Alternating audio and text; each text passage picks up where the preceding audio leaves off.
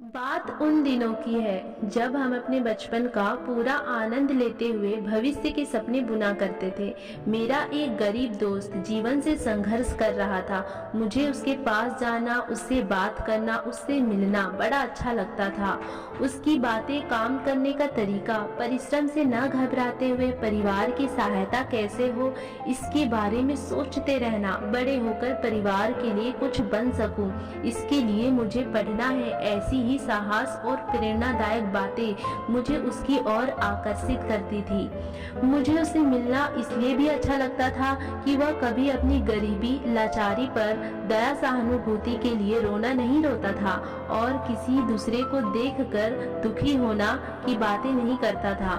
धनवान बच्चों को देखकर कभी भी उसके मन में उन जैसे जीवन जीने की शैली उसे कभी प्रभावित नहीं कर पाई।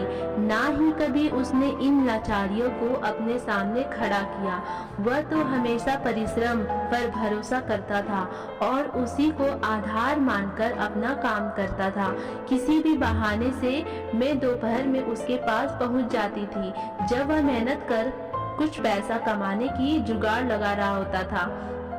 परिस्थितियां उसकी विपरीत थी, किसी तरह से गुजर बसर हो जाता था, लेकिन उसका हौसला देखने लायक था। उसकी ईमानदारी पर किसी को कोई संदेश न था। वह मेहनत कर अपने उज्जवल भविष्य के सपने देखता रहता था। एक दिन जब वह बहुत ज्यादा परेशान और बेचैन था कि उसके घर में शाम के वक्त खाने पीने का कोई सामान न था। उस दिन वह किसी वजह से कमाने भी न जा पाया, तो घर में खाने को भी नहीं था।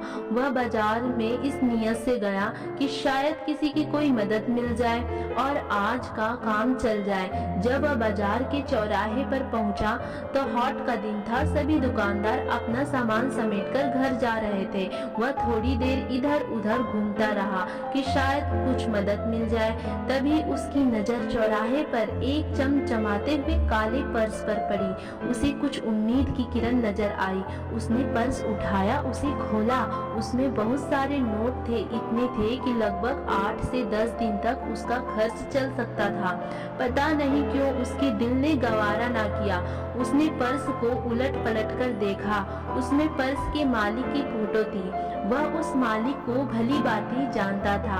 वह पर्स देने के लिए उसके घर की तरफ चला, मगर सौभाग्य से पर्स मालिक करीब की एक दुकान पर बैठे मिल गए। उसने जाकर उनसे पूछा, आदरणीय, आपका पर्स कहाँ है? उन्होंने जेब टटोली, इधर उधर देखा और पर उनके चेहरे पर चिंता की लकीरें स्पष्ट दिखाई दे रही थी कि कहीं ना कहीं उन्होंने अपने पर्स को खो दिया है और उसमें पैसे भी बहुत ज्यादा है, क्योंकि उनके चेहरे के भाव से ये घबराहट स्पष्ट नजर आ रही थी। रोते भाव से बोले, लगता है कहीं खो गया है। उसने बिना कोई देरी किए पर्स उनकी तरफ बढ़ा दिया।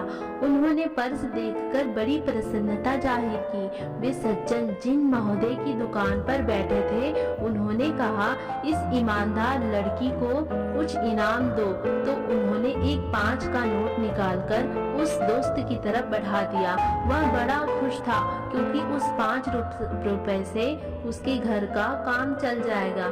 कुछ दिनों बाद जिन सज्जन की दुकान पर पर्स वाले व्यक्ति बैठे थे, उस दुकानदार ने मेरे गरीब दोस्त की ईमानदारी को देखते हुए उसे कोचिंग पढ़ाने को कहा, जिसका भुगतान दुकानदार द्वारा किया गया, जिससे उसे काफी मदद मिली और इस तरह से उसके आगे के रास्ते खुलते चले गए।